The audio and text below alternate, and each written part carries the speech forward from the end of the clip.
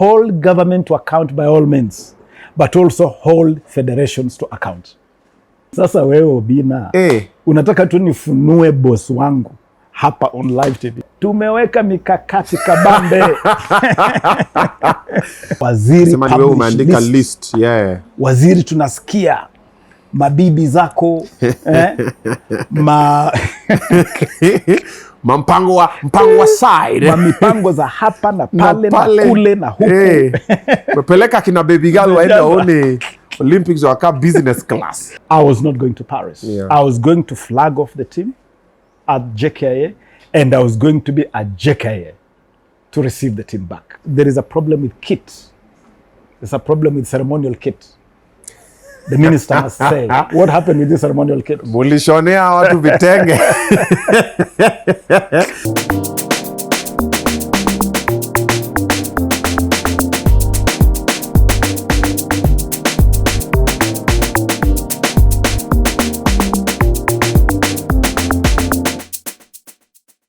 All right. Welcome once again to Safari za Mabingwa. Yes, this is that platform that we sit down with some of our champions and we get to appreciate them. We give them their flowers. We celebrate them. We tell the world what they're doing, and we are at the forefront trying to give them their flowers while they're still alive. It's a habit that most of our sportsmen in Kenya, when they're alive, we don't do so much about it. Okay, we give them a bouquet of flowers at the airport and that's it. However, in this platform, we're trying to rework that model and we're trying to do better. We hope that pia wewe penye uko pia you're doing better. Ukutana nao mtaani, appreciate, unamwona sema, ule nula na kimbianga, then you mind your business. Msalimie na heshima. Nini? Because they're putting the country on the map. They're actually marketing the country and they're marketing you. And it's also among the biggest sources of income that we are working with as a country.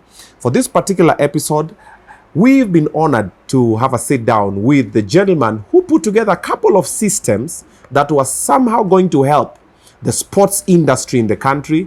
But katikati, Gen Z wakasema, alafu sasa tena tumerudi. So I want to sit down with him and find out what was working, what was not working, what was the plan, where are we going? Were we on the right trajectory? Ama tulikuwa tuna gamble? Because there's so much that we don't know.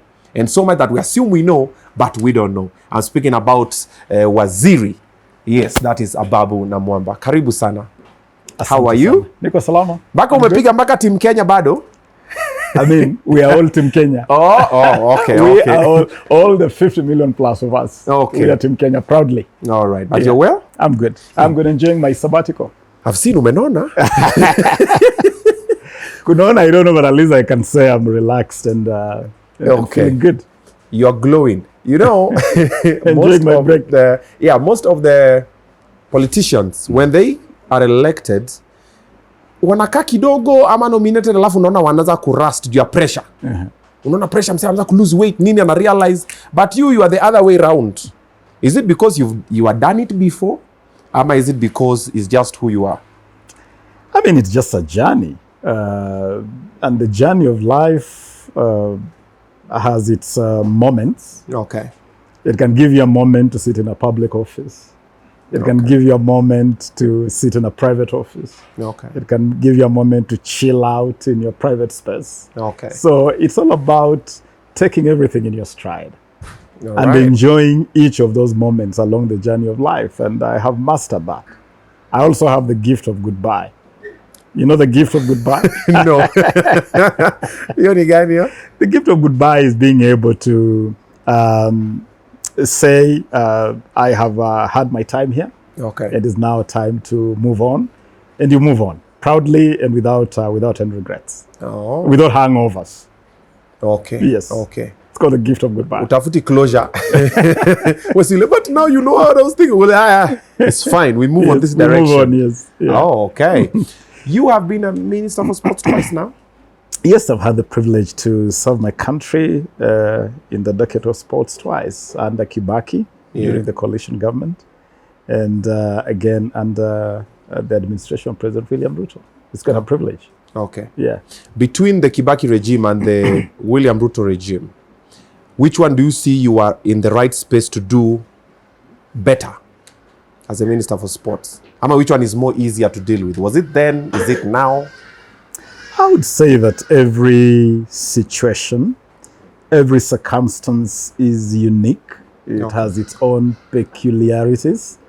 You would say that on both occasions, the time I had in office was perhaps not long enough to see the fruition of some of the measures you put in place.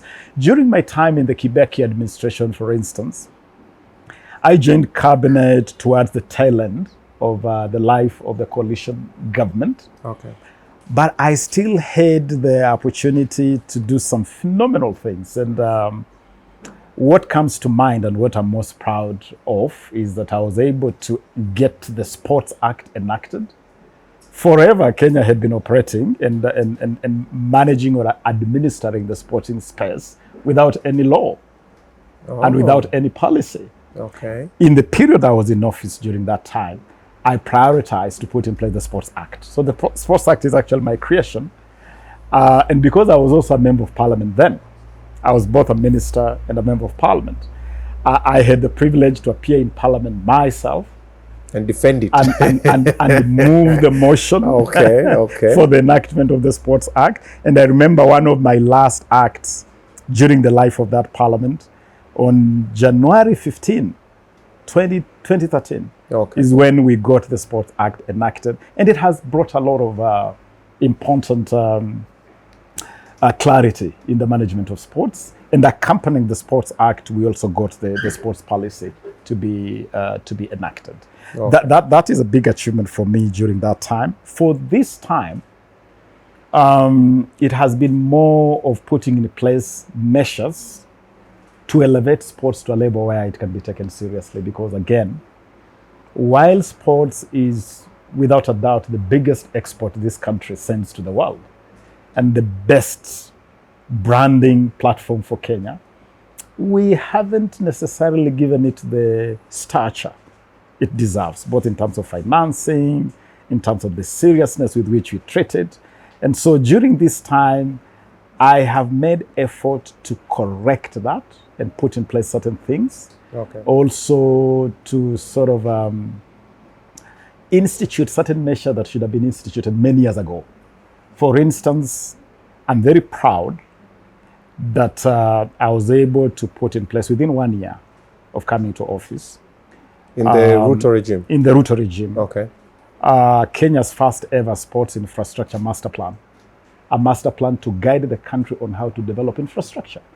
And it is under that master plan that we are constructing the Talanta Sports City, which is the first international level stadium in Kenya since Moi constructed Nyayo and Kasarani 40 years ago. So for 40 years, we have just been sort of all over the place. Yeah, not to go to international stadiums zingine. Come on, Obinna. It's atrocious. Okay. And an insult to the intelligence of Kenyans. How we had reduced the stature of sporting facilities in this country. Now you have things like Wanguru International Stadium. Yeah. Even Mambuleo Palace. You have Kirigiti International Stadium in Kiambu. You have Jomo Kenyatta International Stadium, Mamboleo in Kisumu. Yeah. Now, Obinna, the only international thing about those things, because even to call them stadiums sometimes is to insult stadia. The only international thing is the word international in the name. But other than that, really. But on a serious note, we needed to do something. And we did it. We put in place an infrastructure master plan, which is really revolutionary, that even categorized what should be the standard of an international stadium, what should be the standard of a regional or county level stadium, and what should be the standard of what you are calling community grounds that people can use at that local level. And to demonstrate what an international stadium is. I spent time myself with a technical team to design the Talanta Sports City. It is a football-only stadium, the only one of its kind in this region. And in this region, I mean the Eastern Central Africa region. It is a 60,000 capacity seater, green stadium, all the modern, all the high-tech, all the tech-savvy capabilities. aren't built in that stadium. I can't wait to see that stadium completed because it's going to take Kenya's sporting infrastructure to another level and set the standard. I see a lot of people getting excited by something that some neighbors have done in the neighborhood. Just say Rwanda. I want to tell you. Just say Rwanda. I want to tell you, by the time Talanta Sports City is completed, nobody in this region will be able to hold a candle to Talanta Sports City. So that's your project. I'm very proud that we were able to do that. Okay. And it is ongoing. But even as that goes on, we have also been able to put resources in a number of regional facilities to upgrade them. The Buhungus of this world, the Masinde Muliro, Kandui, and other places, revamping places like Ruringu in Nyeri, just to make sure that even as you do this international level stadium, you are also taking care of the regional spaces.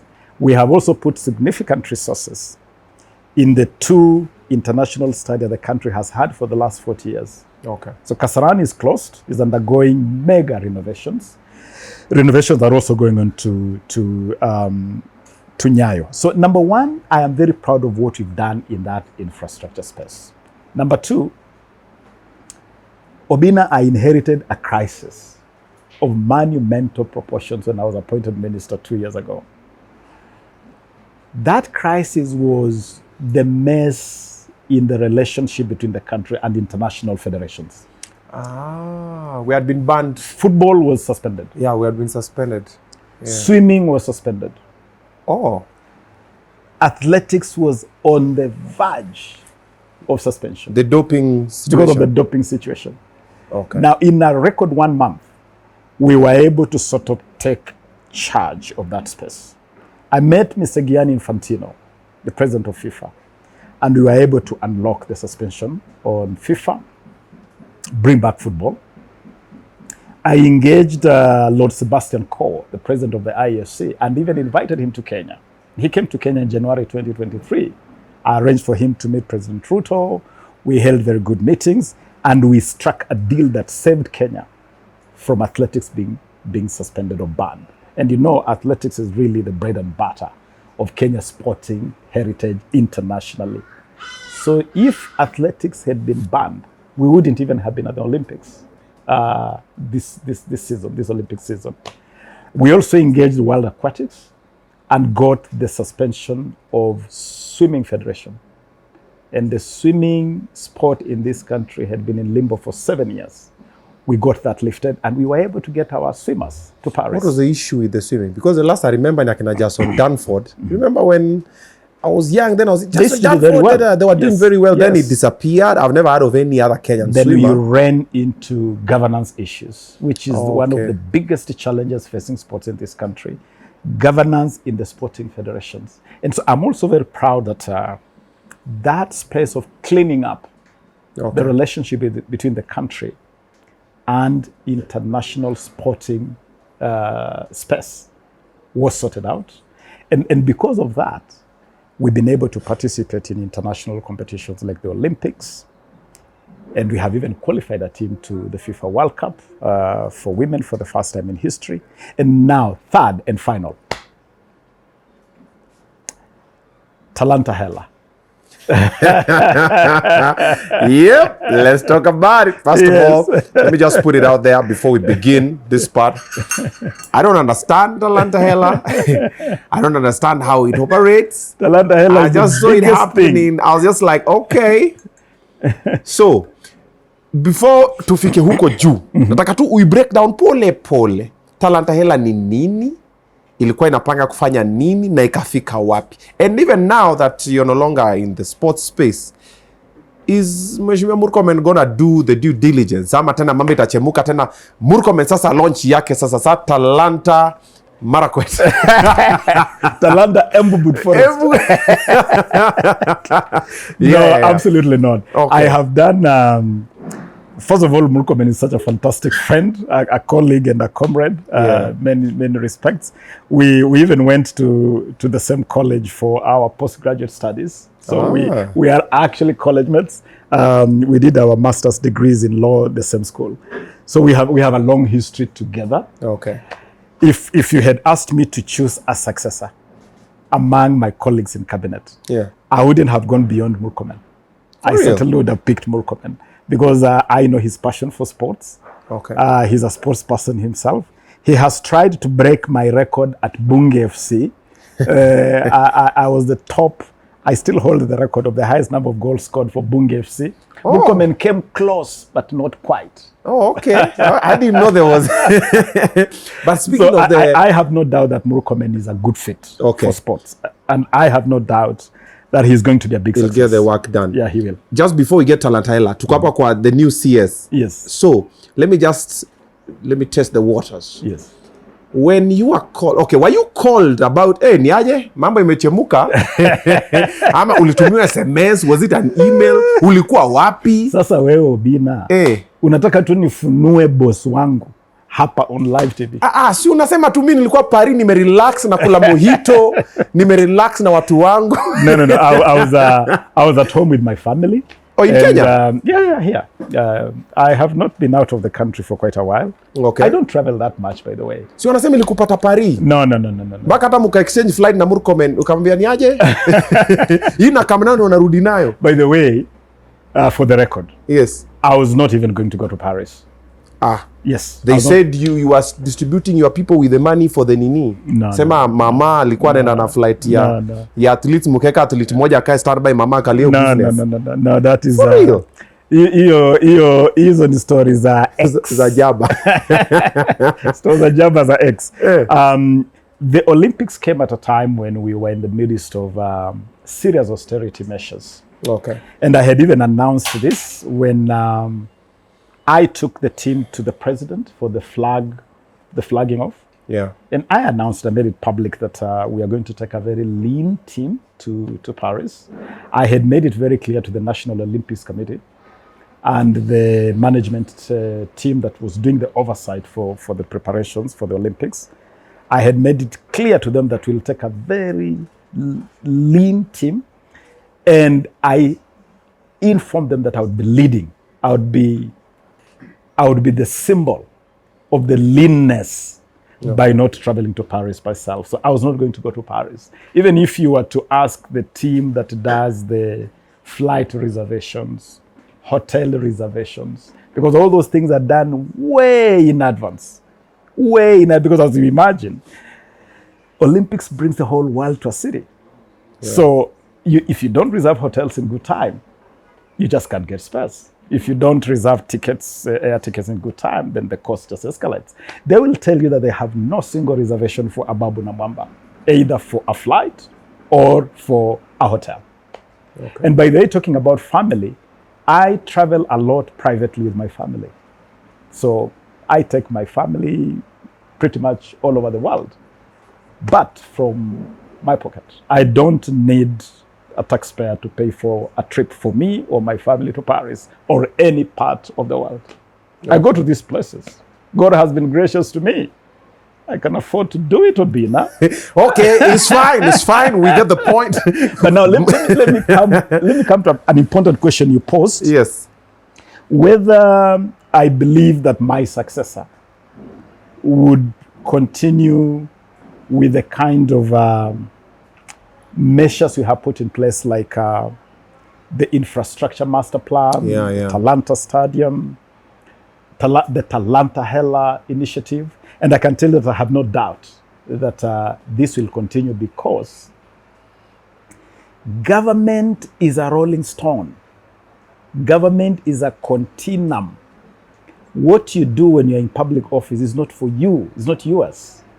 It's for the public. It's in public interest. And when your time comes to exit, you hand over. And one of the things I did, and I believe I've done very well, is that I prepared fantastic handing over notes, over 60 pages of handing over notes that detail every single point where each of these projects are, progress, challenges, and what they need to be taken to the next level. That has been handed to my successor. Yesterday, I saw my successor post, we follow each other on social media.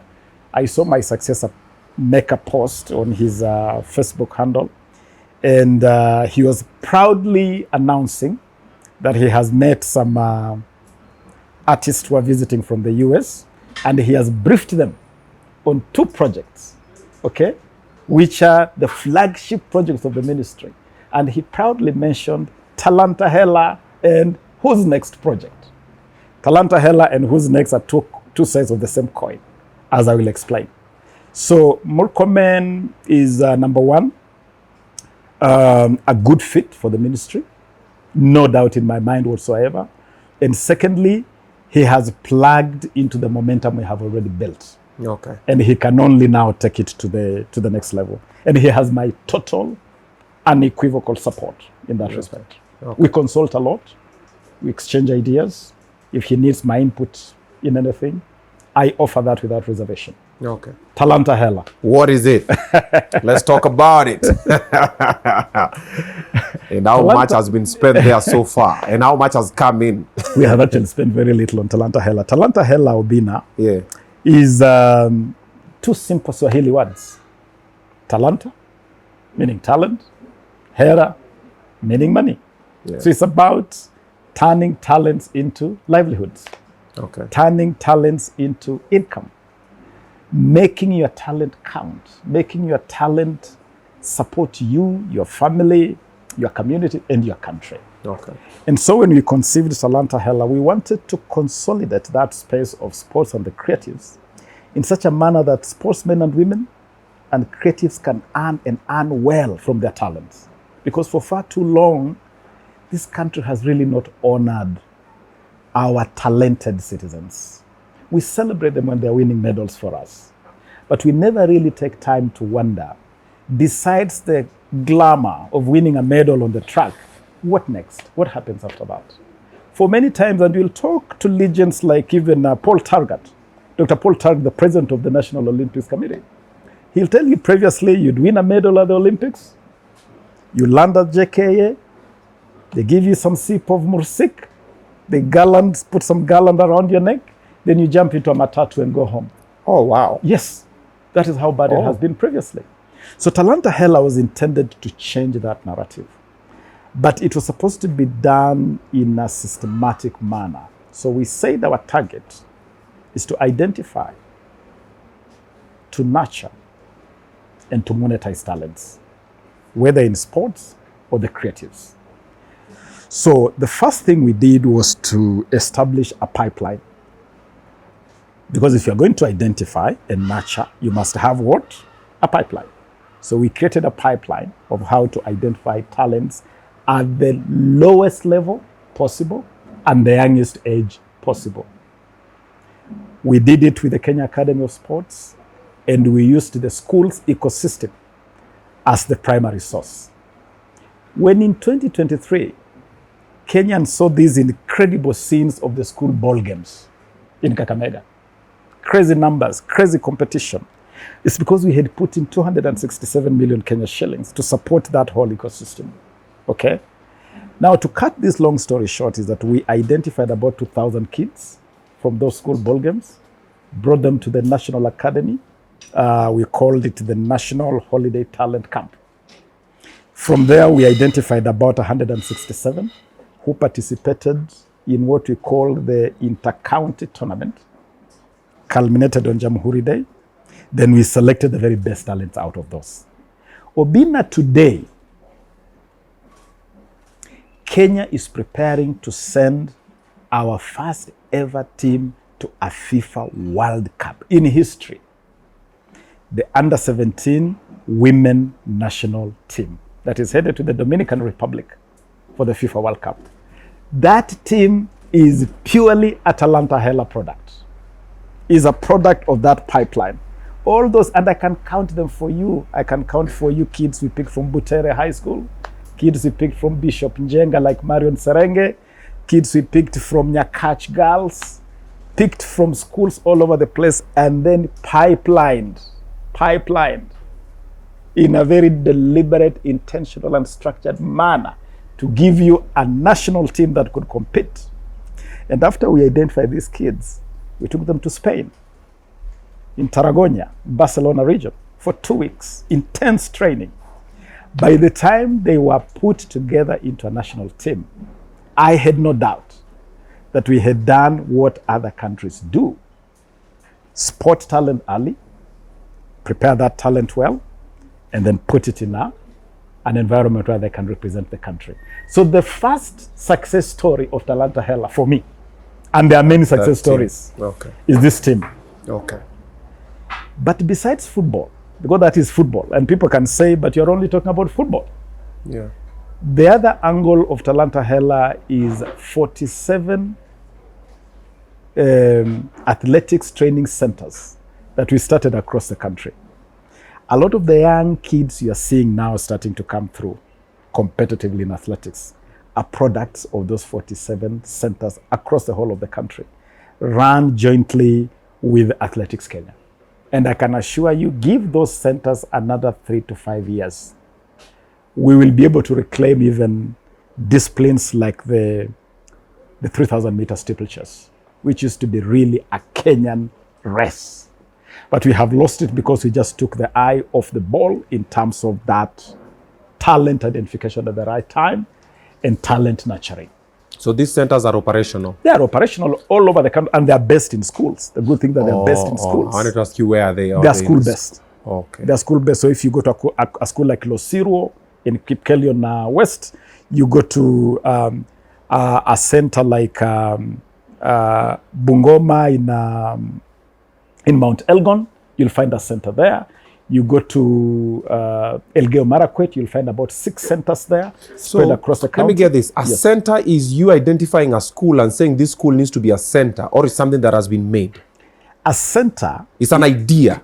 It's a concept. So the Talanta Hela centers are ideas? No. They are real. Real. It's an idea that's being actualized, but it's not like a physical, tangible... It's physical. No, there are places you can go and you'll actually find children or young people in those centers under coaches who are actually training them. So the Talanta Hela centers is a coach that has been given a mandate to train a few kids. That's the center. Let me put it this way. It is a program. It's not just a center. Yeah, so it's a program. It is a whole holistic program. The program I have explained with football is a program run by the Kenya Academy of Sports. Okay. It has scouts who go around the country to identify talents. It has coaches who coach the identified talents. Okay. It even has a digital platform called Talanta Online, where if you are in Lodwar or in Lokitown and you want your talent to be seen and you cannot physically travel to Nairobi for a trial, you can take a 1 minute, 3 minute clip of yourself, post it onto Talanta Online, and someone seated at the Kenya Academy of Sports can be able to do a virtual audition for you. Okay. So it is an ecosystem. It's a whole ecosystem of coaches, of scouts, of trainers, of centers, of digital platforms. It's a whole ecosystem. So it starts with the talent, then there's the coaches, then there's the scouts who see. So these coaches, who's paying them? Because it is not, because it is attached to existing institutions. Okay. Let me give the example of the football talent line. It is run by the Kenya Academy of Sports. Okay. The Kenya Academy of Sports has officers who are already paid by government. Okay? What they have done is to tap into extra resources of like legends. Among the legends we have used in this program are people like Musa Otieno, former captain of Harambee Stars, people like Serenge, Fred Serenge, who also played for Harambee Stars at some time. So we tapped into those legends to beef up the scouting team. And they facilitate those scouts. Those scouts are happy to help. Through the Academy of Sports, there is a budget that facilitates them to support. For the athletics centers, we work with the Ministry of Education and Athletics Kenya, and we use resources that are already available in schools and within the education ecosystem. And Athletics Kenya also has its whole network of coaches and scouts spread across the country in their branches. So it's just to consolidate and to deploy the resources that are already available. The main ailment in the Kenyan government operational in their modus operandi, it's been the system. We've been saying the system is bad. The system, it's not even the people. So now we are using the same systems that you said these people have been paid to the government, going all the way up. So these are the same people that have already been failing in what they have been doing since time immemorial. If you are a fan of the National Music Festival, if you are a fan of the National Drama and Film Festival that happens every year in our schools, you certainly will not call the teachers who prepare those kids failures. I have not called them failures. What has failed them? What has failed those incredibly working people is that government had never put in place a framework to harness the incredible work they do. Talanta Hela is intended to be that harness, to be that missing platform, to be that missing pipeline. I am calling it a pipeline because it's a talent pipeline. Okay. And you see, what we have described is for sports. I told you that you have Talanta Hela, which is very focused on sports. Then on the other side of the coin, we curated something called Who's Next? And Who's Next is just what those words mean. Who is Kenya's next big star in the creative industry? Okay. And Who's Next? Who's Next was supposed to have been launched in July, but because of the upheaval and the changes, the launch was postponed. I believe it will be one of the first things that Murkomen does to flag off Who's Next. It should be rolling out in September next month, and it is targeting music, it's targeting film, it is targeting pageantry, it's targeting fashion, comedy, poetry, the creative space. And so the same way we've been able to curate a pipeline for sports through Talanta Hela, we have also been able to curate a pipeline for creatives, which we are calling Who's Next. And when Who's Next is launched, again, it's going to pan out to the grassroots. It will be possible for young people who want to do music, or who want to do fashion, they want to do comedy. They'll be able to take advantage of a pipeline that can progress their talents to a level where they can be seen. Just like in football, through Talanta Hela, we have gotten kids to go to foreign academies.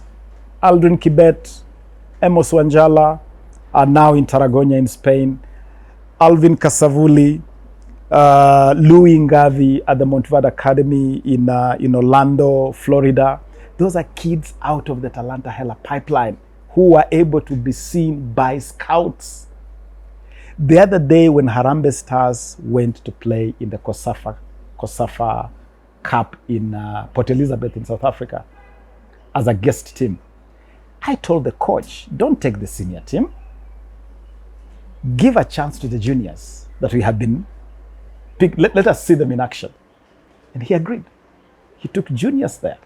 Who was the star of that defense?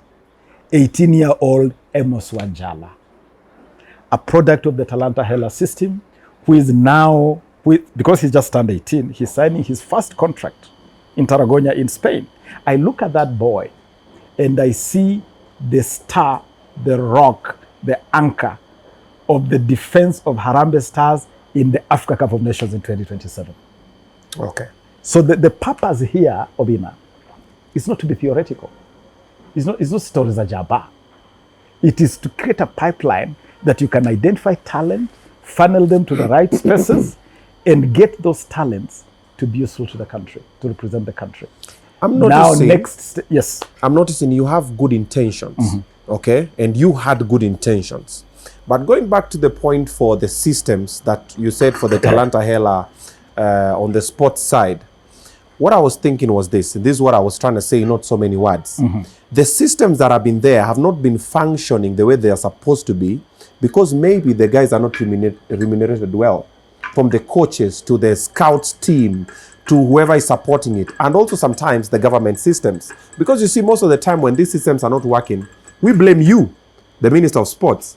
But I'm starting to understand that there's federations that are involved, right?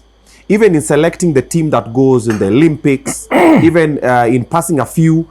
For example, if you look at the federation head, most of the time people know that you are the one who can handle that. So have you thought of a system, or is it not possible that now the other people that are way on the lower cadres are remunerated well, so they feel at least they have to do something better? We have so many amazing talents. You've given an example of one team, but the country is huge. We have amazing talents all over. Obinna, I can mention many more teams. You remember the last year, Kenya lost our cost status in the HSBC Rugby 7 series. Okay. This year we bounced right back. How did we bounce right back? I sat down the rugby union and told them the reason why Kenya lost their status in the HSBC series is that you forgot that sports is time bound, and the shelf life of athletes is very short, very limited. So when people like Aimba, Humphrey Kayange, and that ilk retired, there was no successor. So I told them, you'll make use of this Talanta Hela pipeline to create a continuous pipeline of rugby talents. I even took them to schools.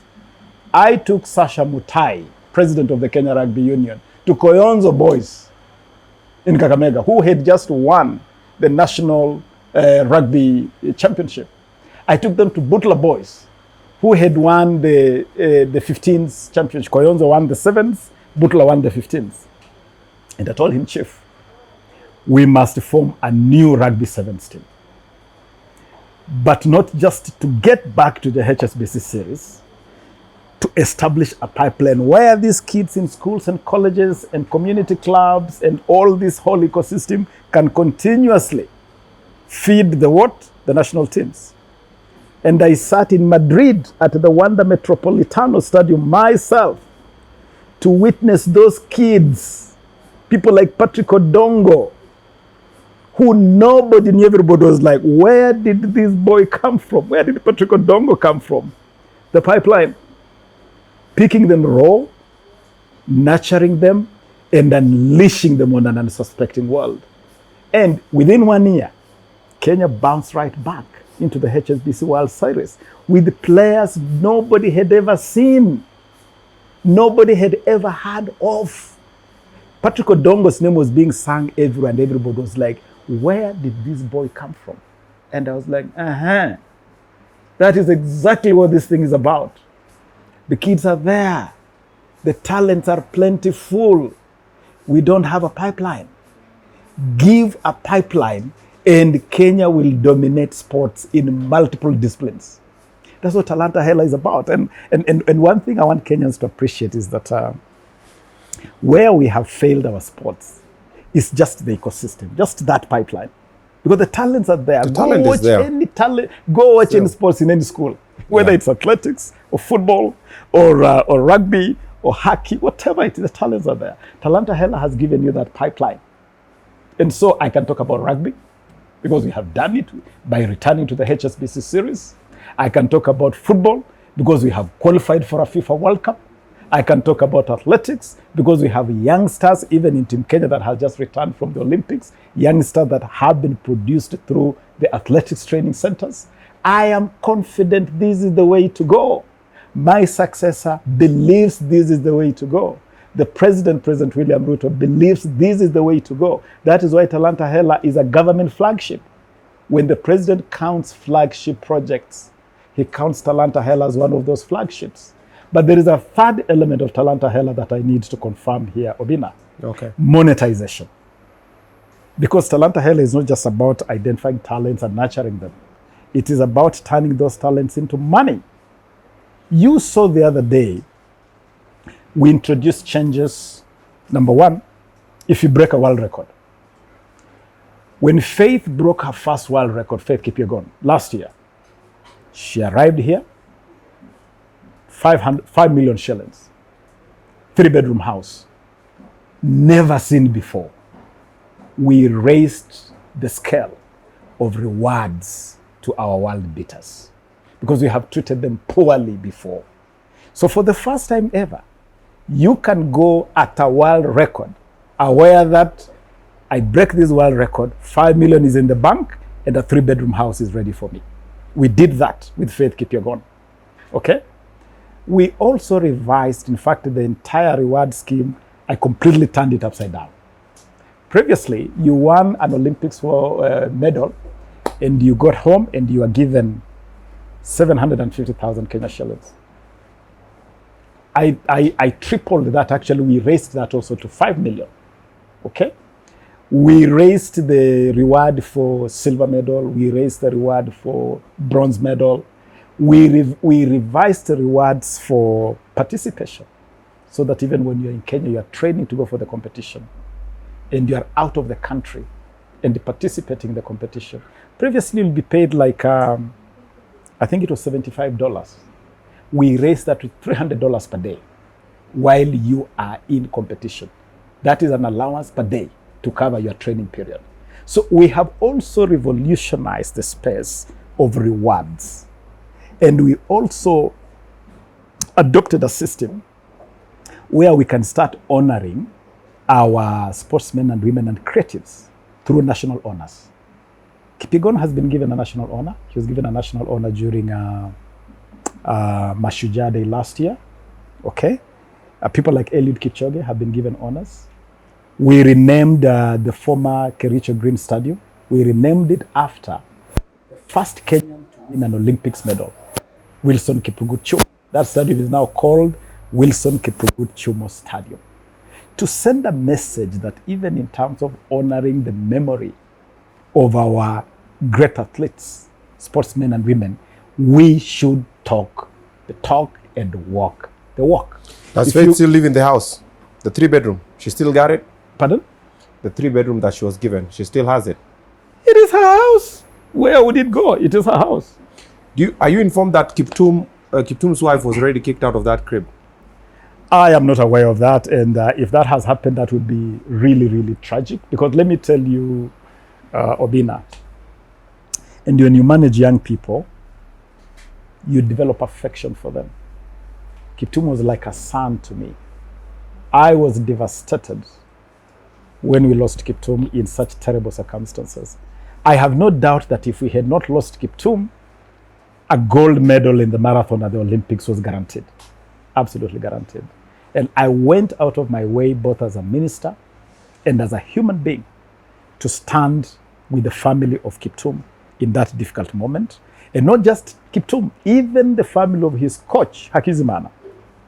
Because 2 days before we buried Kiptum, I traveled to Rwanda myself to lay to rest his coach and to deliver support, 5 million shillings support, to his widow and his family. I went there to say, even President Kagame called me because he was really touched by that gesture, that I actually took time to go, to spend time with the family, to lay the coach to rest, and then we came to lay Kiptum to rest. So the Kiptum situation was very difficult. And if anybody does anything to undermine the honor, the respect of Kiptum's family, that would be really tragic. Yeah, so there's a rumor that the wife has been kicked out of the... Kicked out by who? Of the crib. By the relatives. Strangers, the relatives. By Kiptum's relatives? Yeah, by the relatives, and also now she's really struggling. I'm not aware of that, but it's something I would look into. The CS is your friend? In a personal sense. Yeah, please do so. I will. So that we can also confirm that she's fine. And, but Obinna, yeah, I'm making a commitment. Okay. Anything that touches Kelvin Kiptum's family, for me, it's personal. Okay. And good thing that my good friend and brother Kipchumba, that is also his home county. Yeah. Elgeyo Marakwet.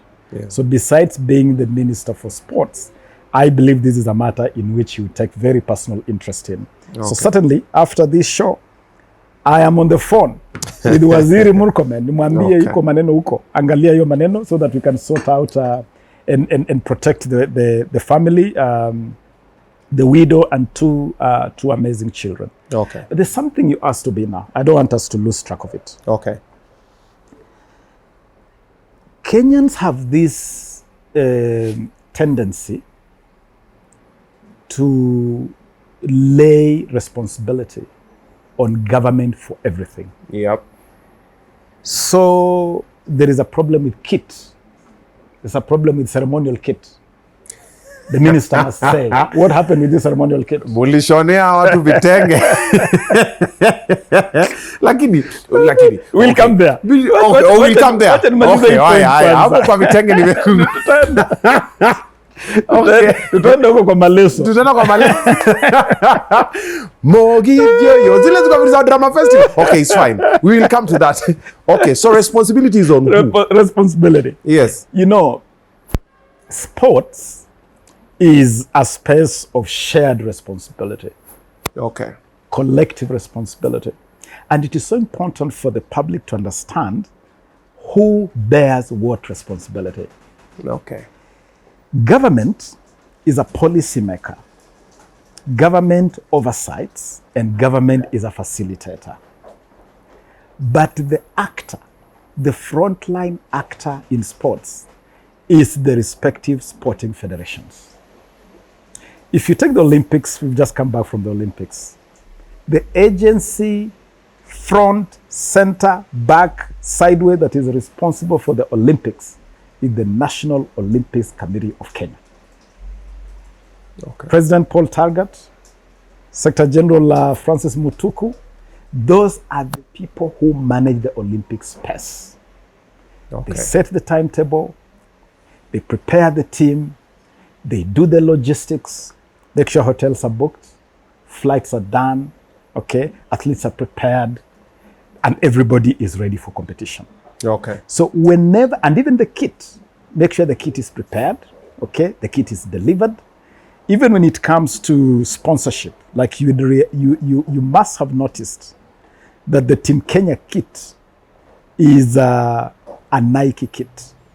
It's because the National Olympics Committee has a deal with Nike. So if you say you've noticed shoes that are not of the right quality for Team Kenya, the National Olympics Committee must tell you under the Nike deal, because it's them who signed the deal. Government has no role. And this goes all the way to the IOC, the International Olympics Committee, coming all the way to affiliates like NOC. NOC must be able to tell you, when they inked the deal with Nike, what quality of shoes did they pick for Team Kenya? What quality of kit did they pick for Team Kenya? Okay? And because these international federations are very protective of their affiliates, they have something, they have a rungu they normally call government interference. So when they see government sniffing around, starting to ask a question, IOC tells you government interference. This amounts to government interference. That's how Kenya was banned by FIFA. When Amina said there seems to be a problem here with the FKF, let us sort out a few things. What did FIFA do? FIFA did not bembelezana with Amina. No, they banned Kenya. That's how they do it. And because these local federations know that, they engage in a lot of impunity. They do a lot of actions. They know we will mess up with Team Kenya ceremonial kit. No one will come for Paul Targat. No one will come for Francis Mutuku. Everybody will go for Ababu Namwamba. Because in the Kenyan psyche, Kenyans believe it must be Ababu who bought this uniform. We knew. I was like, he's the Minister for Sports. But now let me educate you today. Okay. The ministry has absolutely zero responsibility other than to offer guidance, to offer advice. But when it comes even to procurement, even procurement for tickets, it's not the business of government. Government can offer financial support. If today, and I'll give you a simple example, in a bid to cut costs for our Olympics team, I negotiated with Kenya Airways a special ticket rate. And I approached Alan Kilavuka, the CEO of KQ. I told him, Alan, we are taking Team Kenya to Paris. Why doesn't KQ become our flight partner for Team Kenya? Even brand a couple of aircraft in Team Kenya colors. Then offer subsidized tickets to Team Kenya. Okay? Alan accepted. He even wrote back to me because I formally wrote to him as minister. He wrote back to me, he made an offer. Okay? But after we gave the resources to the responsible body, they decided they're not interested in that deal. And I kept on asking them, guys, why are you not taking this deal? Why don't you want to partner? Oh, KQ, they might delay us. Oh, there might be this and that. So when a federation makes that call, the minister cannot take a rungu and tell them, guys, if you don't fly KQ, you are not going to Paris. No. They will tell you, but we have the mandate to prepare it in Kenya. And they told me, they told me, Waziri, you know, if we fly KQ and this flight delays somewhere and or our athletes arrive at JKIA and KQ announces a delay in the departure and the athletes are at the airport for 8 hours, you know, Waziri, is going to be messy and you are the one who is going to be under fire. So just let us handle it and find the right kind of flight. What are you supposed to do in such a case, Obinna? You mind your business. Kari ya rungu? Kasema, hey, pambana nayo. So, we pambana, lakini sasa kukiduka. Ni we bado ndo unatandikwa. Sasa huyu waziri, huyu waziri amefanya hivi. So today I want Kenyans to know that federations carry a lot of responsibility. And because they know Kenyans are obsessed with the government, Kenyans only hold government responsible. They don't hold any other person responsible. The Kenya Volleyball Federation did a very silly thing the other day. Kenya has had a long-running agreement with the World Volleyball Federation where they give technical support. They give a grant, they give coaches, and Malkia Strikers has always had a Brazilian coach under that arrangement. Dudes sit down, decide, we want to cancel this arrangement. And why do they want to cancel the arrangement? Because they want to appoint themselves to be the ones to manage the team, because the Olympics is in town. People must go to Paris, okay? And show up and feel good and have fun. So they cancel the deal. The president of the federation appoints himself the team manager. Wow. Obinna, I have a letter that in the wake of that, I wrote to all federations to tell them there must be separation of responsibilities. You cannot lead a federation and again manage the team. And again, you want to be the arresting officer, everything. You want to be the investigating officer, the prosecuting officer, the jury, the judge, the executioner, and even after you have been the executioner, you want to be the undertaker, okay? How?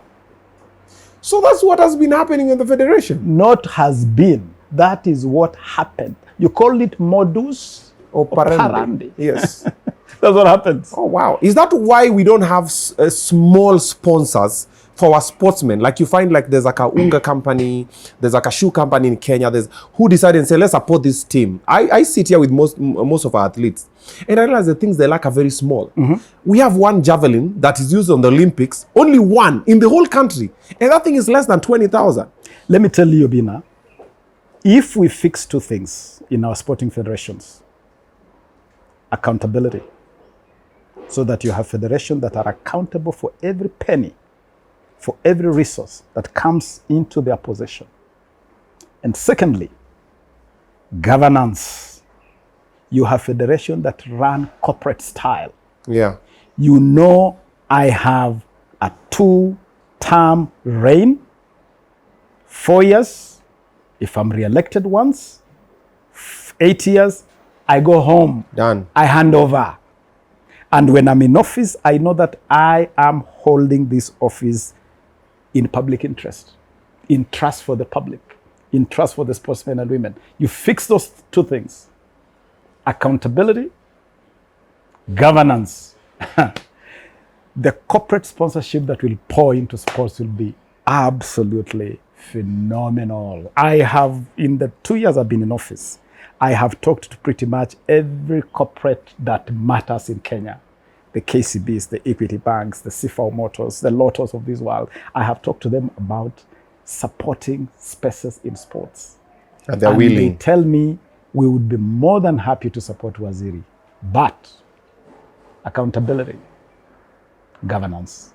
Okay. Nobody wants to put their hard-earned profits in an opaque institution that does not even have books of accounts, okay? Or that has cooked books of accounts. Oh, wow. You must, and I'm telling Kenyans, you want our sports to grow, you must hold federations to account. You must hold federations responsible. This obsession with the minister, you're going to start bashing Murkomen tomorrow the way you have been bashing Ababu. It will not take Kenyan sports anywhere. You are chasing the squirrel while the antelope is galloping away. When you got in, yes, you requested for elections and you even taken to court. Yes. I demanded elections for FKF. I demanded elections for Athletics Kenya. I demanded elections for every federation. But what do? The moment elections are called, they sponsor someone to go to court and they secure an injunction. AK today is injuncted. It cannot hold elections. And the last time they held elections was during the reign of the former president of AK, the late Isaiah Kiplagat. Those elections happened while I was minister in the Kibaki administration 11 years ago. Oh, wow. So you have people who have been in office and they just have no intention. They have no plan. They have no desire to leave office. Okay? And also not do better. The other day I was talking to FKF, my people at FKF, and I was telling them, guys, under the Sports Act, you can't do more than 2 terms. You guys have already done your 2 terms. What is your succession plan? you know. And Waziri, if you come too hard, FIFA will ban Kenya, government interference. Oh, wow. FIFA will ban. In fact, FIFA has said, if you push this thing too much, we might just be banned again. You see that kind of balderdash? Yeah. Okay. And that is why, among the things I have initiated, and I'm confident my successor Murkomen will conclude, is a review of the Sports Act, so that we align the Sports Act with some of these international statutes, and we hold federations to higher standards of accountability and responsibility. The impunity that goes on in sporting federations is unacceptable. And when that happens, it is sportsmen and women who suffer. Yeah. And so I'm asking Kenyans, the same way you hold government accountable, and you must hold government accountable. After all, government is the custodian of public resources that belong to the taxpayer. Yeah. Hold government to account by all means, but also hold federations to account. Hold federations to account. Let the football federations tell you how they're spending their money, how they're conducting their operations, how they're growing talents, how they're growing the sport. National Olympics Committee should be able to tell Kenyans how they prepared it in Kenya, how much they were given by government, how much they were given by sponsors. Because normally they will tell you what government has given them, but they'll never tell you what sponsors have given them. That's true. Because That's sponsors true. also put in a lot of resources. Yeah. There must be a balance of what government has put in and what and where they went. And where these resources, how these resources have been applied. That's true. If everybody takes their responsibilities seriously, the potential in this country is incredible. Our return to the HSBC series will not be the last one. Our qualification to the FIFA World Cup, the under-17 women, will not be the last one. It will be the first of many. Our hosting AFCON in 2027, another landmark I'm very proud of, by the way, Obinna. This is the first time Kenya is going to be hosting AFCON. Not only did we get the ban lifted, but in the same year, we won the rights to host AFCON. It's unheard of. We will host AFCON. Are we going to be ready? We will be ready. You're sure? Oh, yes. I have no doubt. You're sure? Tumeweka mikakati kabambe. Haya, mumetenga pia sisi tumetenga data. Pia sisi tumeweka data kabambe ya kuingia X na kuwapangua. Sina shaka. Sina shaka hata kidogo. sina dukuduku ya kwamba hauna bugdha. Kenya itafaulu. And we'll be ready. Kuwa mwenyeji sawa wa AFCON 2027. It is a priority. It was a top priority for me. I know it's a top priority for my successor, Murkomen. It's a priority for the president. It's a national priority. We must make it happen. Talanta Stadium will be ready. Yeah. It is going on very well.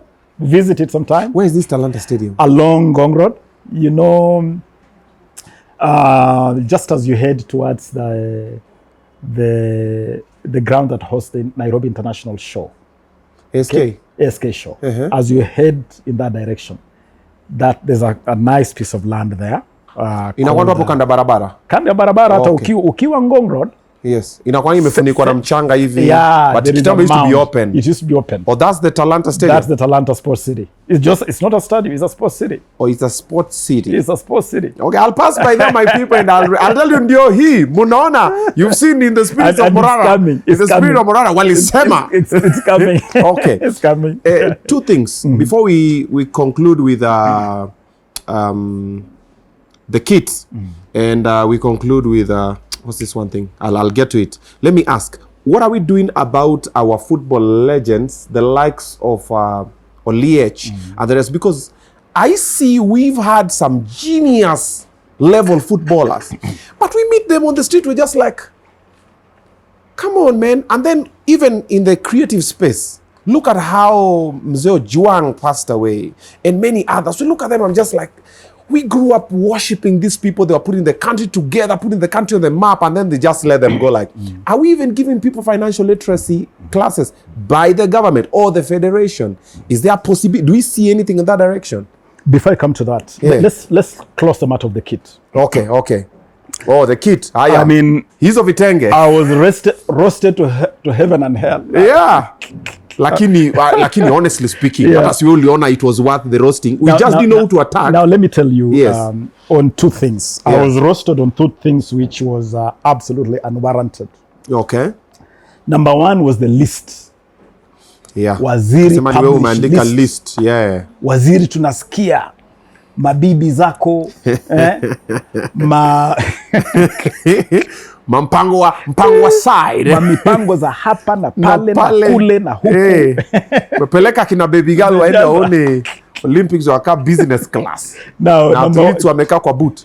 Number one, Obinna, I'm never excited. I mean, I'm a well-traveled man, so trips don't excite me. Okay. And I travel anyway. I go on vacation every year with my family.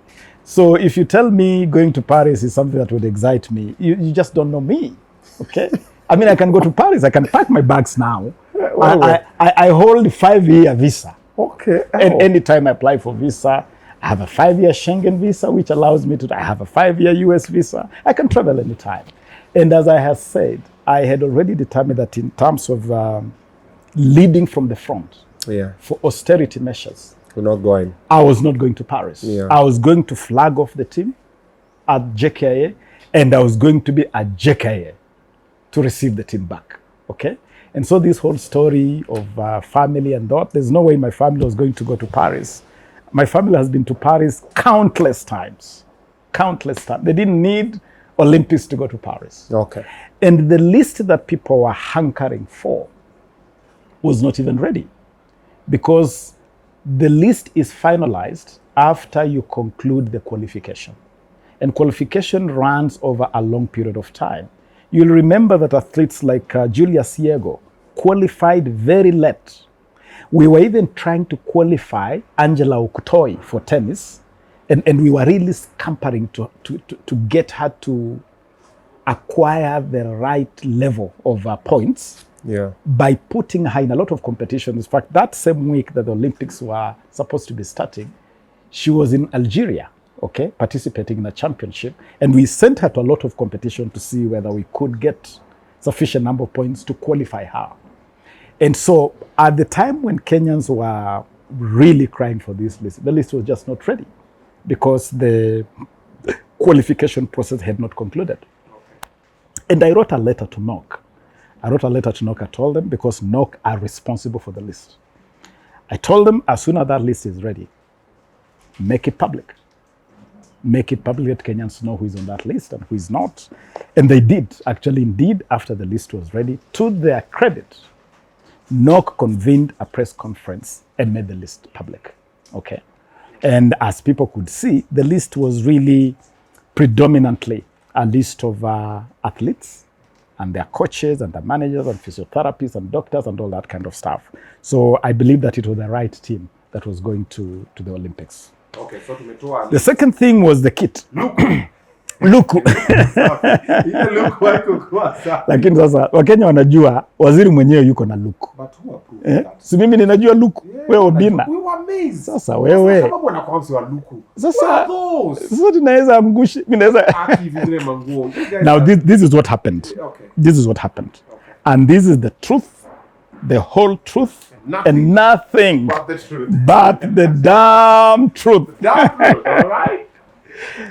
We wanted Team Kenya to have a ceremonial kit that reflected the spirit of Kenya. So we asked NOC to run a national competition. As government, we committed some resources. We gave them resources. We gave NOC some resources to run a national competition for fashion designers to dress Team Kenya. They ran a competition. They picked what they believed to be the best designs. And the team they put together to run that process for them is a team which I believe to be competent. It was led by people like Connie Alwatch, okay? People who really, as far as the fashion design space is concerned, they have made a name. They know their thing. So after these designs came out, they actually came to present them to us. The, what you call renders, the designs. So we looked at the designs. We had some reservations here. We made our input. They went back. We told them after you completed the adjustments, then do the production. Now they took forever to do the production. On the other hand, they were insisting, please ask the president to flag us off. So when I asked the president gave them a date of July 5. I told them the president is ready to flag you off. The day the president was flagging them off, because I told them, that kit you have produced, it would be amazing for the president to wear it as the head of state and as the country's diplomat number one. Okay? So I told them, I want to see it before we take it to the president. So they delivered something to me. They actually delivered 2 pieces. They told me, hii ni ya rais na hii ni yako waziri. I took one look at that stuff. And I told them, nah. Yeah. Like a day to the launch? The day of the launch. The day of the launch? Yes, the day of the launch. Oh, wow. So, and this stuff was brought to me by the Secretary General of the... Oh, like a staff. It's a staff, actually. I don't want to... Mr. Francis Mutuku, the Secretary General of NOC. He should come here, actually, so that he can explain. He it himself. I mean, it is a NOC process. Okay. So I looked at that stuff and I said, no. The quality of the fabric, the production, the design, the outlook. I told him no. Yeah. I told him no. This haitoshi mboga. In fact, I told him, Kenyans will roast you for this. I mean, little did I know that actually the roasting will be Ababu's. So he said, you know, Waziri, this thing has been done in a hurry. I told him, hurry or no hurry, we must get it right. Okay. And by the way, they can sit on this couch and corroborate what I'm telling you. I told them this cannot go public. Surprise. And I even told them, don't you guys have the Nike kit? For the flagging off by the president, ask your team to wear the Nike kit. Hizi zingine, rudisheni kwa fundi. Kama huyu fundi yuko Ngara, ama yuko Kibra. Wila alikuwa fundi man. Lakini hakuwa fundi Frank. Kwa fundi Frank unabda pesa job. So I told them, please, return to sender. Yeah. Shock of shocks. Tuko State House. That fundi was not frank Nasikia. about No. how it looked. Yeah. Tuko Ikulu. Si mimi sasa ile the athletes are walking in. And I could see, I say, oh, it's good. The athletes walked in the Nike kit. Okay, that honeycomb, the honeycomb kit. So far, everything is good. I say, oh, these guys have listened to me. Hizo vitu zimerudi kwa fundi. Shock of shocks. In the middle of the event, I see athletes walk to the front. You know, I held my hand. Uko like, ma, yo, kwisha. Obinna. Umekaka na president. Waswahili wanasema kilichomnyoa kanga nini. You know, I was sitting next to the Kirinyaga governor, who is also the chair of the Council of Governors, Anu Waiguru. Yeah. And told me, Waziri, what is this? Waiguru akaona akakwambia, we? And I said, Mayo, what is this goodness? These guys actually went ahead and released those things. And now, a beautiful ceremony that was supposed to be like the highlight of Team Kenya flag off was then reduced to a conversation about these half-baked products which we had rejected. Okay. Long story short is that I was very upset. What did the president say? Of course, I explained to the president the situation. Obviously, he was not impressed. I invited them to dinner immediately after that ceremony at State House. I took the whole team to dinner at the Marriott, at my cost, by the way. It was not at the public's cost. Okay. So I sat down with the team, and I even asked Connie Aluoch. Connie is really someone I hold in very high regard as far as that fashion space is concerned. And I told Connie, how could this happen?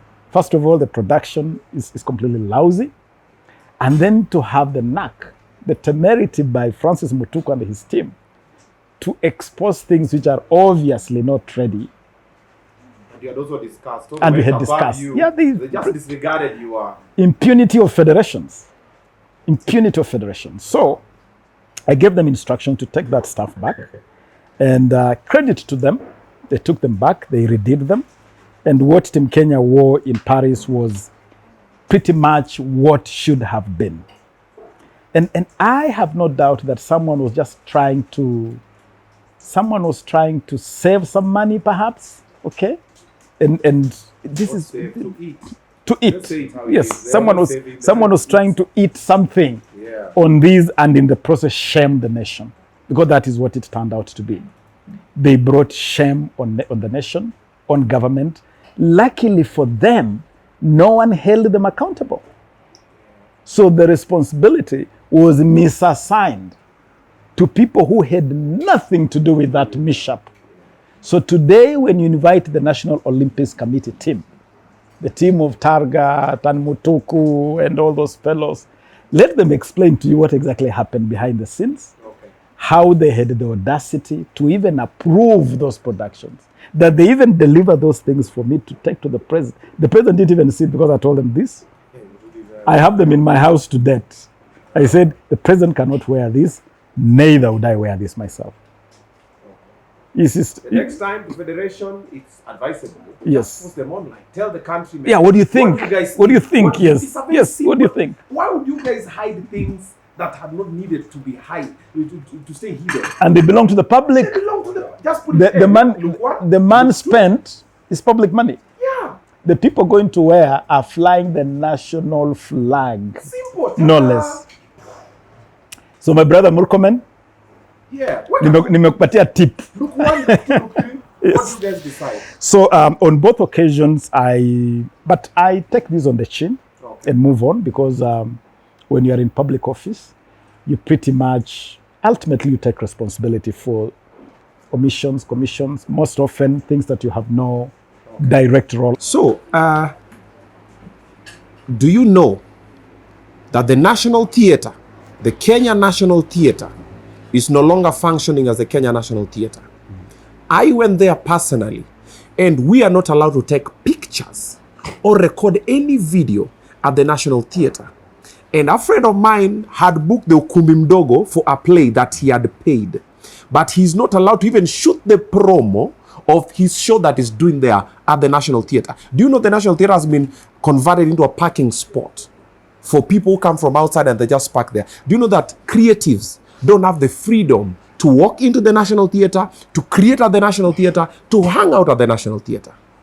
I did a video last week, and I told CS Murkomen, I was like, your first order of business that I would appreciate, if I were you, I would do, was to return all the national theatres to the creatives. I built my career from National Theatre. I used to go out there and hang out. I would see at the Wasania kina Papa Shirandula and Akina Jalango and the likes, and would be under that Mugumo tree. That's where I learned how to MC and host. And my comedy career started there. But now it's going to National Theatre. You just meet people from the corporate space. And when the artists go there, they're not allowed to be in their artistic element. They don't have that freedom. Do you know about that? It's criminal. It's criminal. And listening to these, Obinna, it's particularly annoying because you know my passion for the creative space. Among the things I'm very proud of is that I managed to secure about 180 million shillings to refurbish the theatre. In fact, just before I left the office, I was planning to do official opening of the refurbished theatre. We have completely redone that theatre, improved it, put it in a state where our thespians, our creatives can work in a fitting environment. You cannot then, after spending such colossal public resources, and then deny creatives the opportunity to use that space. It is criminal, especially at a time when I had made some very substantive steps to elevate the creative space. Yeah. We signed a deal with the Grammys to open up that whole space of music and bring the benefits of the Grammys to the music industry in Kenya. We signed a deal with Invention Studios of Hollywood to open up that whole space of film and just build strong partnerships. We also have co-production agreements with South Africa, with China, with Nigeria, with countries like Serbia, India, just to sort of deploy and launch that creative space to a dimension that is beneficial to creatives in this country. So we cannot be doing that in such an international scale. Then we deny our creatives access to spaces which really should be the fountain for the flight of their talents. This is something definitely I will join you in raising with Murkomen to see how that can be ameliorated, because it's not right. In fact, it's absolutely criminal. The National Theatre is not a parking lot. The National Theatre is a space curated to support the talents of our creatives. Thank you. Yeah. Right now it's a parking lot and I'm very disappointed. I went there and the security guys were coming and tell us, no, you can't record. I'm like, what do you mean I can't record? I recorded by force. I was like, this is where I started, so do what you do. Yes. I do what I can do. We see how far it goes. Yeah. And I also don't like the idea for the National Theatre that we have a restaurant up there. It is very expensive, which is okay. There are some people who can afford it. But most people who come to the National Theatre, who are the creatives, they are not in that space. So they can't afford it. How about we have 2 restaurants at the National Theatre? There is that one up there. We have there's another space up at Nyuma where some guy called Elchi used to have a studio. You can build like a small, nice cafeteria there where people can get their chapati madon. Us used to go to Grogon, Uko Kirinyaga Road, River Road. Yes. We used to go there, kula zile chapo za 20 bomb. Because you can't afford it. So as an artist, you come there, you can't afford up there. You can't afford the space because it is too expensive. And I don't understand why even as artists, we are not given incentives, or let me say, a fee break on the amount paid for the space. I want to do stand-up special at the auditorium. Why can't I be told, we normally charge that for 40,000, but because you are an artist and you've been registered under whatever body we know, we'll give you 20,000. Because you're bringing people to the National Theatre. And when they're there, they can consume other products that are there. We used to have people who used to do drums. You're gonna, unapata tu, warasta wanapiga drums, watu wana dance. Right now, you go to the National Theatre, it's quiet as a classroom. I'm like, what is this? What are we doing? So thank you. And I'm going to raise it with Mr. Mike Pundo. I'll also follow up with you and follow up with CS as well. Yes. So we see how the National Theatre can go back to the people. I was in Uganda with the Ugandan consulate about a week ago for 8 days. Yes. We realized in Uganda, there's Uganda Musicians Federation. And every Tuesday, they've been given a space where musicians just come and jam for free. And that space is funded by the government. And the musicians are given an allowance by the government. In Kenya, even the systems that musicians have that need to protect us are not protecting us. At least some are starting to try now, but most of them were just like, okay, what do you guys do? Because of their communication. It's the same thing I was telling you before we started. Even this government, it might be working, but their communication is wrong. Because they say, no, but we intend well. Yes, you intend well, but you are not telling me. You're telling other people who are not the people that matter. Wanjiko, ule mama mboga, that mama mboga needs to be told, what I've done, this is going to help this. This tax is going to help this and this. But ukiweka tu, and then now you know also most of the time we have people who have interests. They'll come and tell the other people, hey! And then because I believe this person more than I believe you, you might mean well. We've spoken with you today, you've told us about the federation. Now it's when we're like, wait a minute.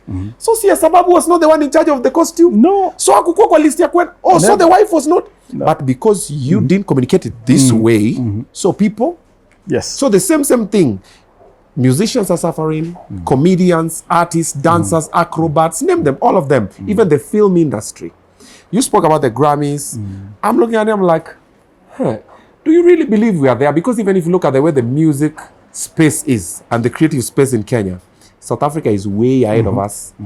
Nigeria, Ghana. If you look at them, it's just like, even right now, I think even Tanzania is now starting to do better than us. And you are like, do you really see it being actualized? But we shall find out. We will get there. We will get there. I have no doubt we'll get there because the Chinese say even a journey of 1,000 miles must start with that critical first step.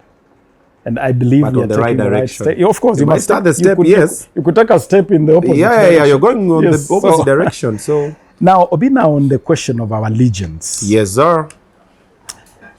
It breaks your heart to see the circumstances, some of the greatest names that have graced our sporting, creative scene.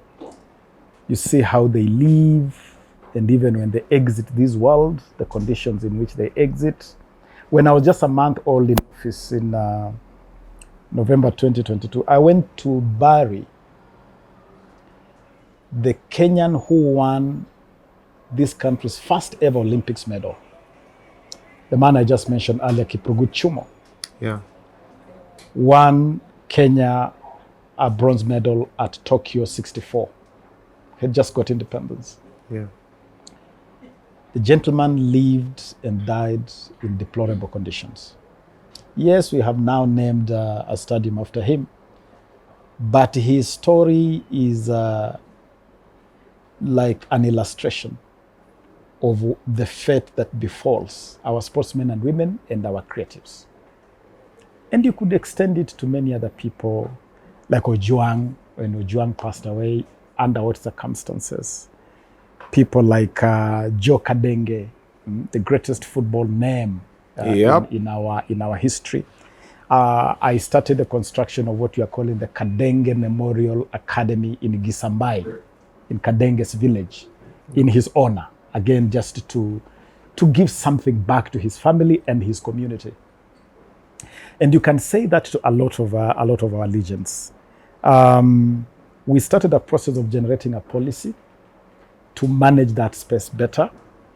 In that policy, there are certain actions that we had already started. We launched a program with Athletics Kenya, jointly with Housing Finance, to provide affordable housing units to athletes when they're active. So that as you run, as you win money left, right, and center, you can actually get the most basic need for you, which is housing. We also started an endowment fund. And I remember putting in on behalf of the ministry 20 million shillings to start it off as an endowment fund to start supporting retired sportsmen and women. names like Kipchoge Keino, names like, or you've mentioned Oliech, and there are many other people, many other. The names are just, if you start naming them here, it will be incredible.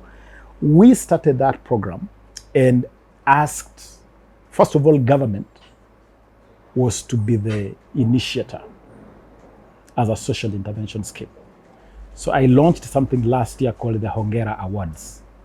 The Hongera Awards were a scheme where, first of all, recognize them, honor them, get them even given national honors, and quite a number of them were given national honors by the president.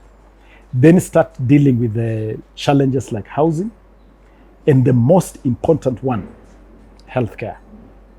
And so among the things this policy has provided is that once you have been registered as a legend, then you should be able to access a health insurance scheme supported by government. Under this scheme, we had already launched with Athletics Kenya. To sustain that program, we invited corporates to invest in it, so that you make it a revolving fund.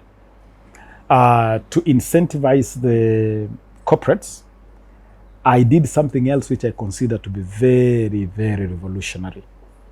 I enacted what we call the incentives framework. Something like to sweeten your attraction to put your money in this kind of venture, or just to sponsor sports generally. Among the incentives we have put in place, and we have already adopted that scheme, is a tax break. If today Lotto wishes to put 100 million in sports, they only need to write a letter to the Minister for Sports to inform them that in this financial year, we'll be sponsoring sports or the creatives to the tune of 100 million, and we will want to claim this as a tax rebate when we file our tax returns.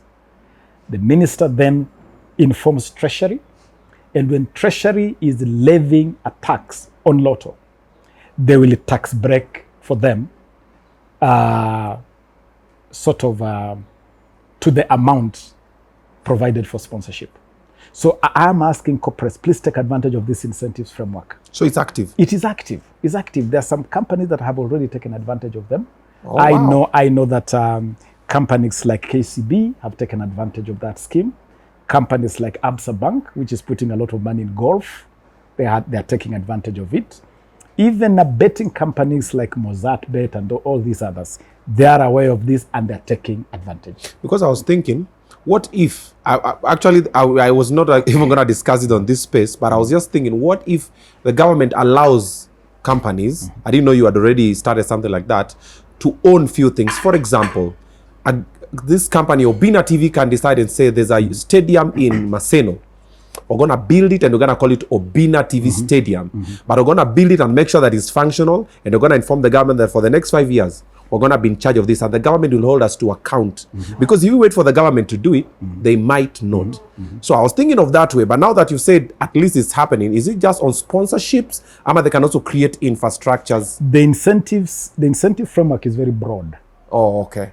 So if you wish to, in fact, we were discussing with some Turkish investor that was interested in putting up a sporting complex, which they would then manage and recover their investment. Yeah. It is part of that framework. Okay. So that if you want to do an Obinna TV arena in Busia County, for instance, we will link you up to Treasury, we'll link you up to the county government of Busia, and we'll be able to work out something that will incentivize you, give you a motivation to do it. It's within the framework. Okay. Yes. But just provided not a lot of people start asking for kickbacks and undermining the investors, because you know that's another thing that's ailing when sponsors come to the country. People asking for too much kickbacks. You don't let 100%, they want 70% kickbacks. It's criminal. You're just like, come on, man. That is why Wanatoroka. Obinna, one of the things that this country must fix, and if we don't fix, progress, development will always remain a mirage.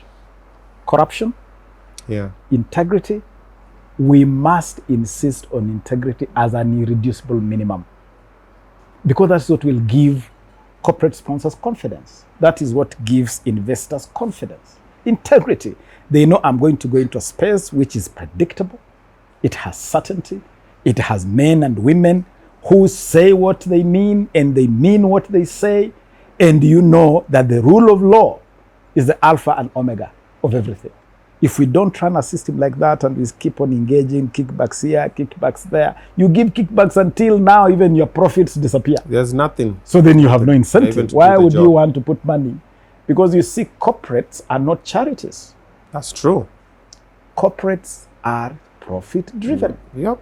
And if you undermine their margins because of corruption and other integrity questions, they will just go to the next place. That's true. And the competition for investment is brutal. If you don't do it in Kenya, Rwanda will be waiting. Okay? Tanzania will be waiting. These investments will just find domicile in other places. All right. Now, finally, Obinna, let me also say that we are in a good moment for the takeover of our creative industry. And I am really praying that among the things that my successor will pull forward is to get the Who's Next program started and really give a big lift to the creative industry. I have seen the struggle that musicians, filmmakers, comedy, fashion, even pageantry, and this big new industry called content creation.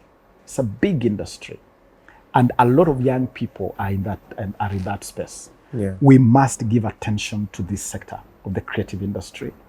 And Who's Next is a good platform, is a good starting point. I have left behind a number of proposed laws and policies. The Creative Economy Bill that is ready, just waiting to be taken to Parliament. The Creative Industries Policy, which is also ready. The Sports Policy, which is to revise that whole sporting arena, to deal with the challenges I've mentioned here, challenges like integrity, governance, accountability, and the revision of the Sports Act itself, alongside what we are calling the Youth Development Bill.